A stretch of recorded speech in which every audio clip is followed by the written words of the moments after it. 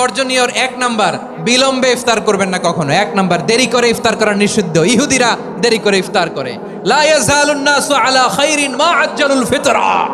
বিশ্বনবী বলেছেন, এই উম্মত যতদিন আগে আগে ইফতার করবে, এই উম্মতের কপাল থেকে কল্যাণ কেউ ছিনিয়ে নিতে পারবে না। চিল্লায় বলেন ঠিক কি না?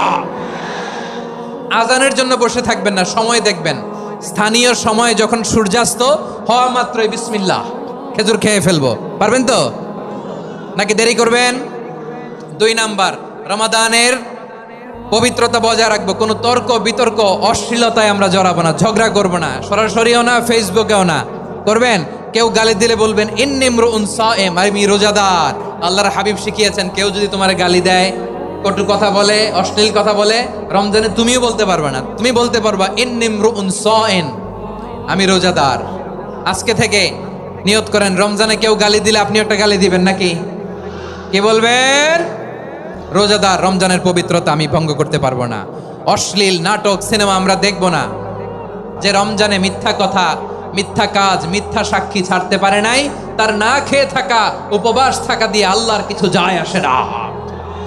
এজন্য মিথ্যার সাথে আমাদের কোনো সম্পর্ক আছে?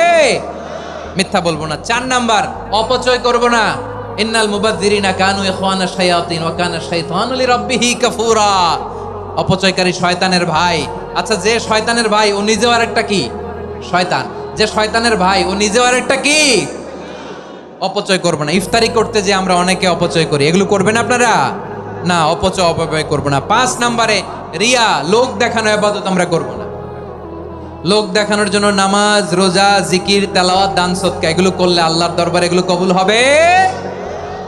বিশ্বনবী বলেন, দাজ্জালের ফিতনার চেয়ে একটা বড় ফিতনার ভয় আমি করি, সেটা কি? আর রিয়া, শো অফ মেন্টালিটি, লোক দেখানো মানসিকতা। এটা থেকে আমরা বিরত থাকবো ইনশাআল্লাহ। 6 নাম্বার, অনেক গুরুত্বপূর্ণ। ব্যবসায়ী ভাইয়েরা, ব্যবসা করেন কারা কারা? হাত তুলে দেখান তো আমারে। মাশাআল্লাহ, হাত নামান। ব্যবসায়ী ভাইয়েরা, অনেক অসাধু ব্যবসায়ী আছে, রমজান আসলে নিত্য প্রয়োজনীয় পণ্যের মূল্য বৃদ্ধি করে দেয়। এরকম আছে না নাই? এগুলো করবেন না। মজুদদারি করবেন না। পণ্যের কৃত্রিম সংকট বাজারে করবেন না। আপনি লাখ টাকা কামায়া ভাবছেন যে রোজাদারদের কষ্ট দিয়ে ধনী হবেন। এমন রোগ আল্লাহ আপনারে দিবে, কোটি টাকা দিয়েও আপনি হাসপাতালের বিল পরিশোধ করার ক্ষমতা আপনার হবে না। 7 নাম্বারে, সর্বশেষ কথা, অধীনস্থ যারা আছে তাদের কাজের চাপ আপনারা কমিয়ে দিবেন। কাজের লোক, ফ্যাক্টরির ওয়ার্কার, স্টাফ, তাদের প্রতি যদি রহম করেন, আপনার উপর রহম করবে কে? আমার প্রিয় ভাইয়েরা, এই আসন্ন রমাদান এটা এমন এক বরকতের মাস, যে মাসে আমরা নিজেদের নাফসের উপর